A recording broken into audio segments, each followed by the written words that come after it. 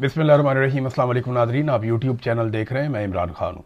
Nadreen, Donald Trump की गालियों के बाद सूरत बहुत अजीब सी हो गई। यानी वो जगह जहाँ से डोनाल्ड ट्रंप को थोड़ी बहुत ठंडी हवा आती थी वो भी नहीं आ रही अब। डोनाल्ड ट्रंप के हमायती भी अब शर्माना शुरू हो गए हैं कि यार ये किस बंदे की हमने सपोर्ट कर दी है। एक अजीब डिटाई है और अजीब सूरत हाल है। डोनाल्ड ट्रंप के लिए रास्ते बंद होते जा रहे हैं। एप्स्टीन फाइल से जो एक कमबख्ती डोनाल्ड ट्रंप की शुरू हुई और उसके बाद जिस तरह से इमिग्रेंट्स के खिलाफ ऑपरेशंस किए गए अमेरिका में, ये चीज़ें गले से नहीं उतर रही थी। अमेरिका के अंदर महंगाई बढ़ रही थी, प्राइसेस ऊपर जा रही थी, डिफरेंट चीज़ें हो रही थी, तो डोनाल्ड ट्रंप के लिए मुश्किलात बढ़ रही थी। ऐसे में इन चीज़ों से जान छुड़ाने के लिए उसने ईरान पे अटैक कर दिया और वो सबसे बड़ी दलदल बन गई जिसमें वो फंसा हुआ है। और अब उससे निकलने का कोई रास्ता नहीं मिल रहा तो गालियां देने पे उतर आया। डोनाल्ड ट्रंप ने वो गंदी गालियां दी हैं और बाकायदा पब्लिकली दी हैं। और गाली बोलना तो चलो हो जाता ना, बंदे के मुंह से निकल गई, लिख कर गालियां दी हैं और अपने अकाउंट से उनको ट्वीट किया है, अपने अकाउंट से उनको पोस्ट किया है गालियों को। तो ये तो अब रिकॉर्ड का हिस्सा रहेगा। और डोनाल्ड ट्रंप की गालियों ने पूरी दुनिया को, खास तौर पे उन लोगों को जो आसिम मुनीर टाइप या शहबाज शरीफ साहब की तरह डोनाल्ड ट्रंप को बना रहे थे अमन का नोबेल इनाम का हकदार, यानी इन्होंने तो नामजद कर दिया था कि अमन का नोबेल इनाम इस आदमी को मिलना चाहिए। अब डोनाल्ड ट्रंप रोजाना की बुनियाद पे साबित करता है कि ये कितने बड़े बेवकूफ हैं। डोनाल्ड ट्रंप रोजाना की बुनियाद पे जब कोई नई खच मारता है तो पता चलता है जनाब जिम्मेदार ये लोग हैं जो ये कहते रहे कि इस आदमी को अमन का नोबेल इनाम दिया जाए। शहबाज शरीफ तो उसको सेवियर ऑफ द वर्ल्ड, जिधर देखता है उधर ही सैल्यूट। अजीबो गरीब किस्म की इन्होंने हरकतें की। तो अब वो डोनाल्ड ट्रंप की गालियों ने हालात को बहुत कशीदा बना दिया। डोनाल्ड ट्रंप पे उसके ऊपर धमकियां भी दी हैं कि बिजली घरों पे और पुलों के ऊपर बड़ी तबाही फैलाई जाएगी, इंफ्रास्ट्रक्चर तबाह किया जाएगा। और फाइनली एक ट्वीट किया डोनाल्ड ट्रंप ने, उसमें लिखा ट्यूसडे 8 PM ईस्टर्न टाइम। ये ईस्टर्न टाइम अमेरिका का जो ईस्टर्न एरिया है या कनाडा का, वो उसको कहते हैं आप। पाकिस्तान से इस वक्त जो ईस्टर्न टाइम है उसका फर्क चल रहा है 9 घंटे का। यानी उन्होंने अगर 8 बजे रात को मंगल को अटैक करने का कहा है ना, कि 8 बजे रात को मंगल को अटैक करेगा अमेरिका ईरान के ऊपर, तो उस वक्त पाकिस्तान में बुध की सुबह 5 बजे होंगे। पाकिस्तान का टाइम फॉरवर्ड चलता है ना, तो बुध की सुबह 5 बजे होंगे पाकिस्तान में। और अमेरिका का जो ईस्टर्न टाइम है वहां पे मंगल की रात 8 बजे का टाइम होगा। तो ये डोनाल्ड ट्रंप ने टाइम भी बता दिया कि जनाब इस टाइम पे हमला किया जाएगा। अब बहुत कभी इम्कान है कि मुज़ाकरात हो जाएं अगले 1 दिन में या मैक्सिमम 2 दिन में, क्योंकि इसमें बड़े संजीदा लोग भी अब बीच में पड़ गए हैं कि किसी भी तरह ये मुज़ाकरात करवाए जाएं। तो पीर का दिन और मंगल का दिन, ये दोनों दिन बहुत इंपॉर्टेंट हैं। और डोनाल्ड ट्रंप ने भी कहा कि कल तक ईरान के साथ मुआहदा होने का कभी इम्कान है और कोई ना कोई मुआहदा हो जाएगा। ये फॉक्स न्यूज़ को इंटरव्यू देते हुए डोनाल्ड ट्रंप ने कहा, अगर जंग के खात्मे के लिए जल्द कोई मुआहदा ना हुआ तो सब कुछ तबाह कर दूंगा और ईरान के तेल पर कब्जा करने पर भी हम गौर कर रहे हैं। और इंटरव्यू में उन्होंने कहा कि एक मुआहदा कल तय पाने का कभी इम्कान है और वो इस वक्त मुज़ाकरात कर रहे हैं। ये डोनाल्ड ट्रंप ना कह देते हैं बात, लेकिन निकलता कुछ नहीं। पिछले 1 महीने से डोनाल्ड ट्रंप मुज़ाकरात ही कर रहा है। शुरू में लड़ाई की, जब ईरान ने वापस मारना शुरू कर दिया, इन्होंने मुज़ाकरात शुरू कर दिए। लेकिन अब टाइमलाइन देखें, सबसे पहले कहा जी एटमी सलाहियत का खात्मा करेंगे, मिसाइलों की सलाहियत का खात्मा करेंगे। ईरान ने कहा हो जी कर लो, कुछ भी नहीं हुआ। फिर कहा जी कि अवाम से हम बगावत करवा देंगे, रिजीम चेंज हो जाएगा, वो भी ये कोशिश करके देख लिया, नहीं हुआ। बल्कि यहाँ एक और खबर है, डोनाल्ड ट्रंप ने एक और एतराफ़ किया अपने इंटरव्यू में। डोनाल्ड ट्रंप ने एक एतराफ़ जुर्म किया कि ईरान में होने वाले मुजाहरों में, ये जो आज से कुछ अर्सा पहले मुजाहरे हो रहे थे, उन मुजाहरों में मुजाहरीन को असलहा भी कुर्दों के जरिए से भिजवाया, लेकिन मुजाहरीन तक वो असला पहुंचा नहीं। अब आप यहां से अंदाजा करें कि दहशतगर्दी और क्या होती है कि आप अवाम के हाथों में असला पकड़ा देंगे, मारो हुकूमत को या कत्लेआम करो मुल्क के अंदर। तो डोनाल्ड ट्रंप ने यह एतराफ़ किया है कि उसने बाकायदा बहुत सारे हथियार कुर्दों के जरिए से, और मैं उस वक्त आपको रिपोर्ट कर रहा था, ये बात तो कुछ लोग कह रहे थे जी कि इसके अंदर ये ऐसा नहीं है, लेकिन ये अमेरिका ने कोशिश की थी कि रिजीम तब्दील हो जाए और जो एहतजाज करने वाले लोग हैं उन तक हथियार पहुंचाने की कोशिश भी की थी। उस वक्त जब आयतुल्लाह अली खामनाई शहीद हो गए, अब तो पहले वो उस वक्त जिंदा थे, उन्होंने और उनकी हुकूमत ने जब ये बात बार बार दोहराई और बार बार उन्होंने ये बात बताई कि ये जो मुजाहिरीन हैं इन तक हथियार पहुंचाए जा रहे हैं और ये बाकायदा कत्लेआम में मुलव्वस हैं, और ये जो लोग मारे गए हैं ये सारे रियासत ने नहीं मारे, ये बहुत सारा कत्लेआम किया गया है, बाय डिज़ाइन किया गया है, तो कोई भी नहीं मान रहा था। आज डोनाल्ड ट्रंप ने चंद महीनों के बाद खुद ही उसका एतराफ़ कर लिया है। बहरहाल जो डोनाल्ड ट्रंप की धमकी है वो मैं आपके सामने रखता हूं। अगर मुआहदा ना हुआ तो बहुत कम छोड़कर पूरे ईरान को तबाह किया जा सकता है, नहीं ईरान का बहुत थोड़ा हिस्सा बचेगा, बाकी सारा तबाह कर देंगे। डोनाल्ड ट्रंप ने धमकी लगाई है। उसने कहा जी कि अब तो मंगल की रात 8 बजे और तब तक ईरान को कोई मुआहदा करना पड़ेगा। तो मुआहदा किस तरह का चाहता है डोनाल्ड ट्रंप वो आपको पता है। उस तरह के मुआहदे के ऊपर ईरान मानता नहीं है। बीच का रास्ता क्या निकलेगा वो मैं आपको पहले बता चुका हूं कि बीच का रास्ता यही है कि ईरान कुछ फेस सेविंग दे दे अमेरिका को, और अमेरिका ईरान को इस बात की गारंटी दे दे कि पाबंदियां भी नहीं लगेंगी और आइंदा हमला भी नहीं किया जाएगा, और ईरान एक आज़ाद मुल्क की तरह रहेगा। वो अपने मामलात को आज़ाद मुल्क की तरह देखेगा, और आबना हुर्मुज़ को अब वो कंट्रोल करना चाहते हैं। यहां पे आके फड्डा पड़ जाता है। इसका जवाब दिया है ईरान ने।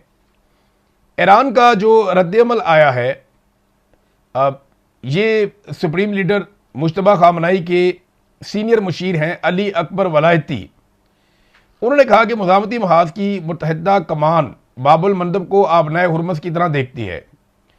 अमेरिका ने दोबारा कोई गलती की तो आलमी तवानाई और तिजारत का बहाव एक ही वार से मफलूज हो सकता है। यानी फिर आलमी तवानाई भी नहीं होगी और तिजारत का जो बहाव है वो भी हम रोक देंगे, और ये हम एक ही बार से कर देंगे। ईरान के पास भी स्ट्रेटजी तो है ना, उनके पास अपनी हिकमत अमली है कि अगर ठीक है अमेरिका ये करेगा तो हम ये करेंगे, अगर वो करेगा तो हम वो करेंगे।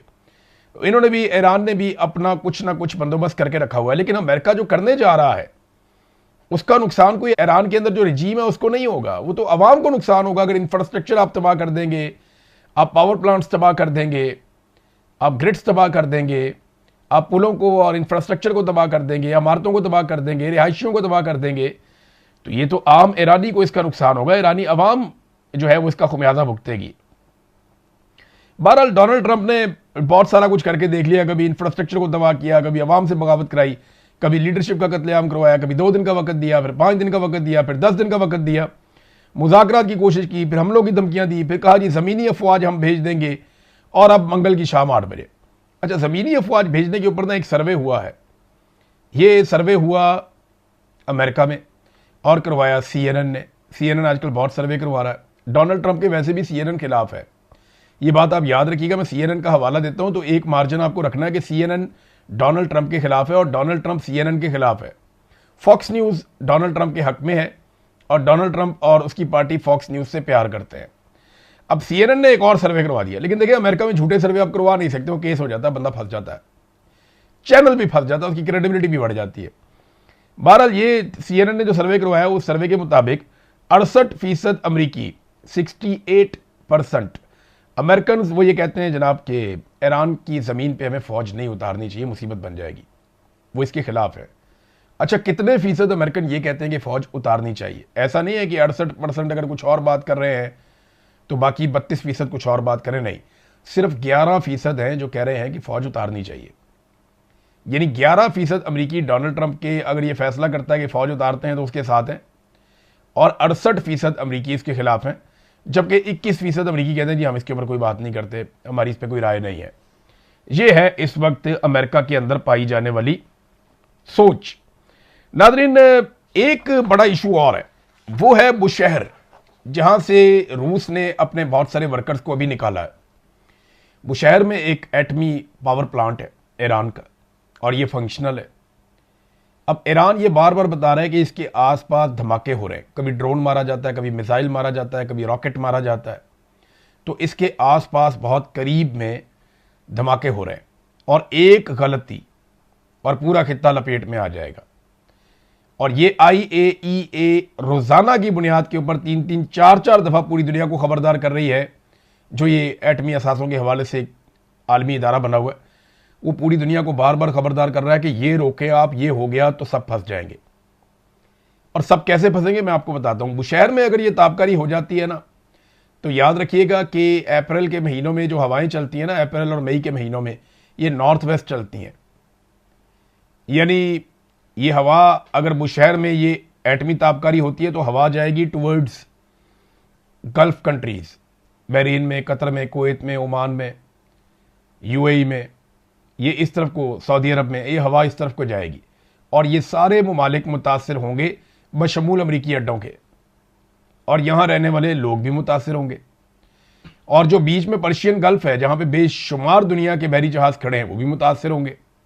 तो ये बड़ी मुसीबत बन जाएगी। और अगर हवा चलती है अपोजिट साइड पे तो ईरान का एक बहुत बड़ा हिस्सा मुतासर हो जाएगा। और अगर पाकिस्तान की तरफ आती है तो पाकिस्तान को इस पर आज ही बात करनी चाहिए।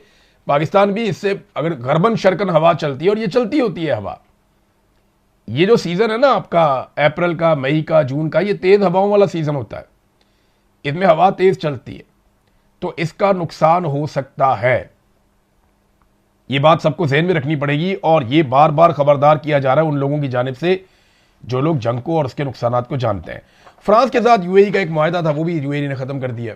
ये राफेल तैयारों के हवाले से था, कोई 5 अरब यूरोस का मुआहदा था, तो ये मिलकर काम करने वाले थे। इसमें यूएई का एक दिफाई नुक्ता नज़र से फ्रांस के साथ मुआहदा था, तो पार्टनरशिप थी, वो ख़त्म हो गई।